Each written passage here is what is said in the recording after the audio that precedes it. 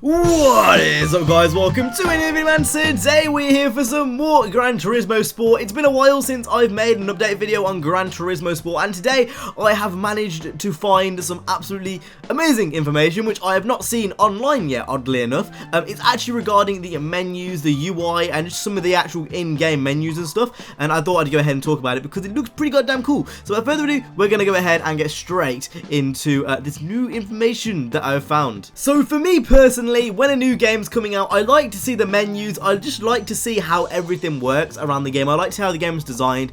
It's something which really interests me, so I thought it might interest some of you guys, you know, just seeing how, you know, the showrooms are laid out and just seeing how the menus are laid out. Something that's quite interesting to me, so I thought I'd go ahead and share it. Here is the main menu. It still looks very Gran Turismo-y. It looks still very Gran Turismo 6-ish. Not a bad thing. Gran Turismo 6's menus were very, very good, and obviously the GTR in the background looks absolutely amazing. I am assuming that screenshot was probably taken through the Scapes mode, which looks really, really cool. The next screenshot actually shows off the dealership. So this is the dealership room. As you can see, it's called Brand Central. So I'm assuming this is where you buy all of the cars. As you can see at the bottom, you've got the showroom option, the channel option, and the museum option. Obviously in the showroom, you'd buy the cars. In the channel, I'm assuming it's probably got videos of the cars, and in the museum, it gives you a backstory, obviously, of the kind of history behind each brand. So very Gran Turismo-y, like, probably not going to spend much time in the museum option, but obviously the showroom option I will. But you know,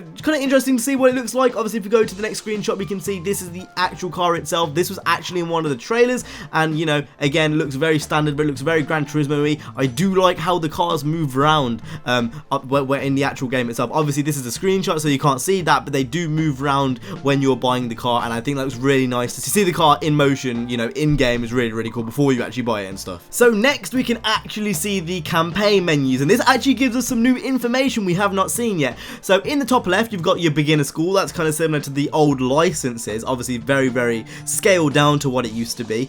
You've got the circuit experience. I'm assuming those are races. You've got mission challenges, which I'm not even going to guess what those are. I'm assuming those are like some type of coffee break type missions. And then you've got racing etiquette, which is pretty much what it says on the tin. Not really sure if I'm going to be playing an awful lot of that. I'm pretty sure you've got to complete it to go ahead and move on to some of the actual higher end competitions online.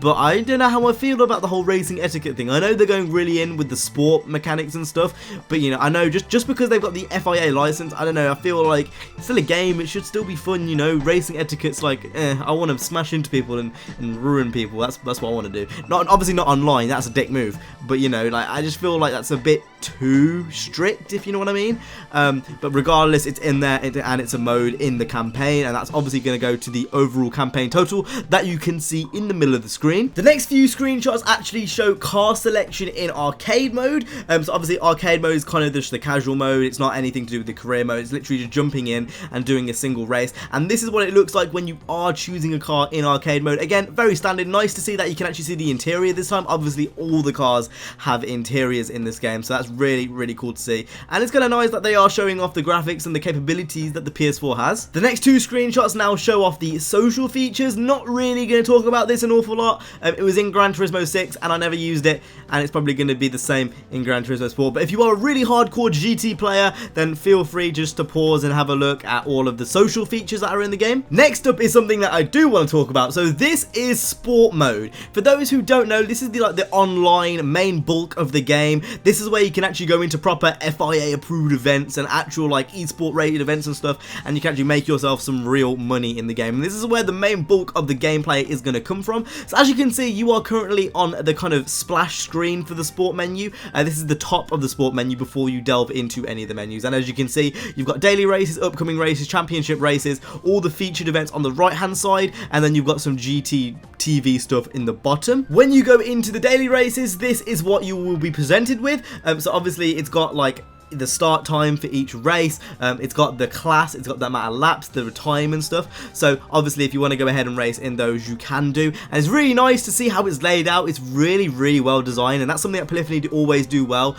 So yeah, that is the daily races screen. This is the championship racing screen. Now, honestly, I don't really know much about this. I'm assuming it is literally just a normal championship and you racing. At least that's what it sounds like. I don't know whether it's time trials or whether you're actually going against other players. I'm assuming you go against other players and everyone has to be there at a set time. You can't quit out. Again, it's very strict. It's FIA approved, so it's going to be that way. But as you can see, there's a selection of events. You've got the N2 Good Manor series. You've got Nürburgring 24 Hours. You've got plenty of events to pick from. So if you do want to go ahead and indulge in that, if you're a really hardcore GT player, you can go ahead and do that. And then finally, we have the upcoming races. And here you can see any upcoming races that you might want to take part in, or maybe even watch. I'm assuming you could probably watch some of these because, again, really professional high-end stuff. So I'm assuming that some of these will be organized events that you can watch maybe on Twitch or maybe using the in-game like Gran Turismo TV app. And then lastly, these are just some generic screenshots of the car